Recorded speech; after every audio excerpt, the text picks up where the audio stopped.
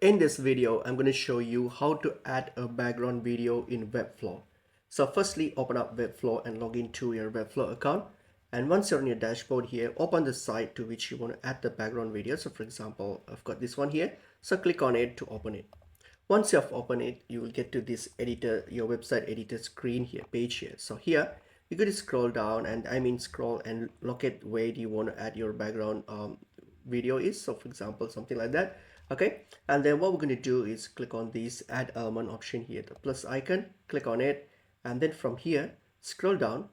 Okay, scroll down and you will get to this section here, which is under advanced. You will see an option called background video. Simply click on the background video option, click on it. Okay, so once you click on it here, click on the upload video option. So click on it to upload the video. So whatever video that you want to add it to your to your to your website project as a background video. So select that video. So I'm going to select that, open it up. Okay, select it, open it up, and what happens is that the video is now being added to your website. So once the uploading is completed, you will see that the video has now been added.